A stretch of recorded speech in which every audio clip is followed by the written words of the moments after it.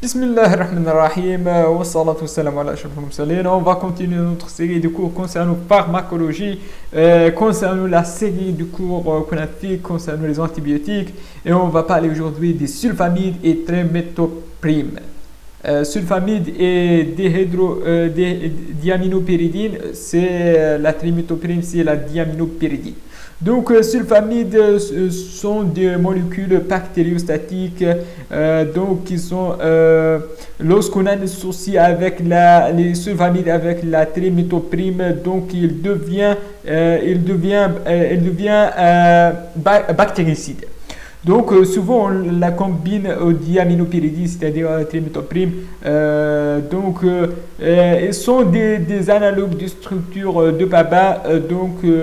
Et ils ont l'effet des sulfamides sont PABA, c'est-à-dire aminobenzoïque acide.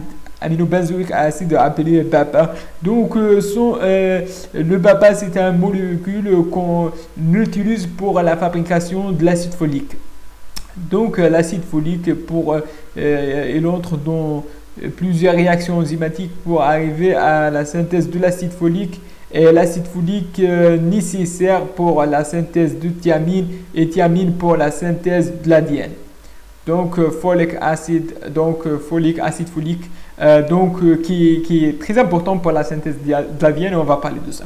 Donc, il inhibe la sulfaméthoxazole. Sulfaméthoxazole, c'est un sulfamide. D'absence, c'est pas un sulfamide, mais c'est pas dans la structure un sulfamide, mais il agit comme la sulfaméthoxazole, comme les sulfamides, donc le même principe. Donc, ils sont des inhibiteurs d'un enzyme qui agit donc ici pour la synthèse de l'acide folique, ce qu'on appelle la dihydropyruvate synthase. On a aussi la diaminopyridine, telle que la trimethoprim. Il agit dans les dernières réactions au niveau d'un enzyme, ce qu'on appelle dihydrofolate réductase. La dihydrofolate réductase. Donc, il inhibe la dihydrofolate réductase. On a plusieurs molécules qui inhibent la dihydrofolate réductase, telles que on a aussi la méthotrexate. Donc, méthotrexate qui est utilisé dans certains types de cancers de sang. Méthotrexate, donc utilisé dans l'oncologie. Donc, si on a la chance, si on a le temps, donc on va utiliser dans la pharmaco anti-onco. Donc, la mode d'action inhibe la synthèse de l'acide folique par l'inhibiteur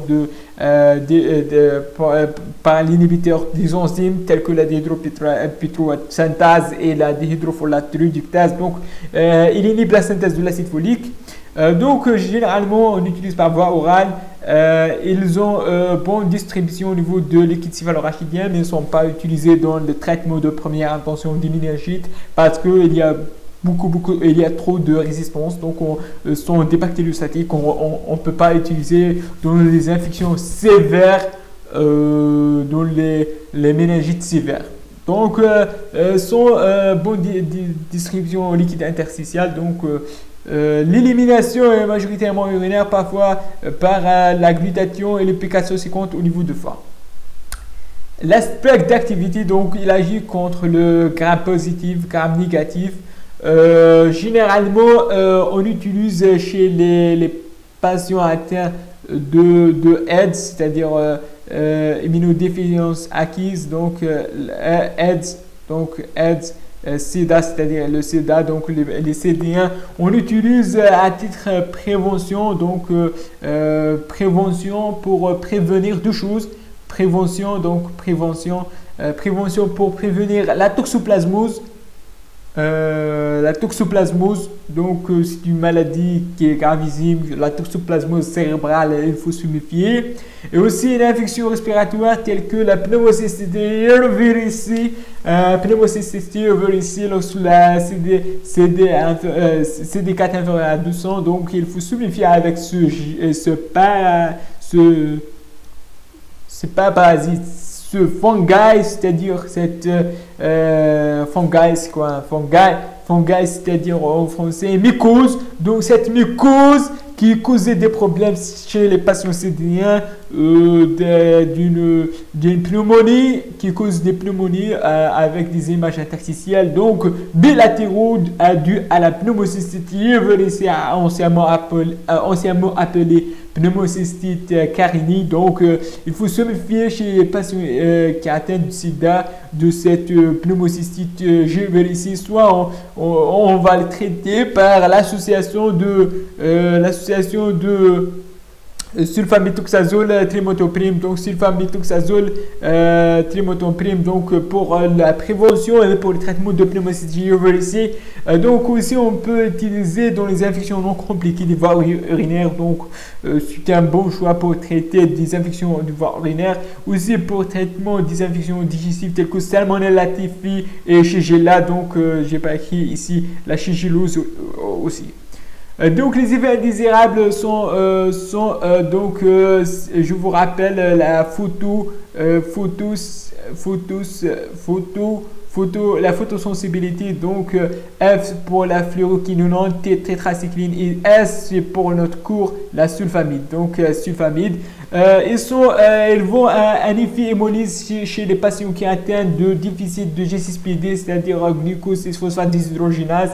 Il peut causer de l'allergie jusqu'à un syndrome de Steve Johnson syndrome, donc jusqu'à Steve Johnson syndrome, donc trouble hématologique comme j'ai dit parce qu'il interfère avec l'acide folique acide qui est nécessaire pour la synthèse des globules blancs, rouges, etc. Donc, interaction avec le méthotrexate. Méthotrexate aussi, c'est un inhibiteur de l'acide folique réductase.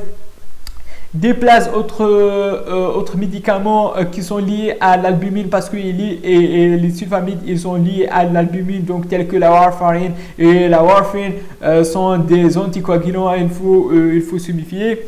Ils sont néphrotoxiques par leur action, donc néphrite tubulo-interstitielle, sont la photosensibilité comme j'ai dit, ils sont contre-indiqués en cas de grossesse et allaitement. Pourquoi ils sont contre-indiqués en cas de grossesse?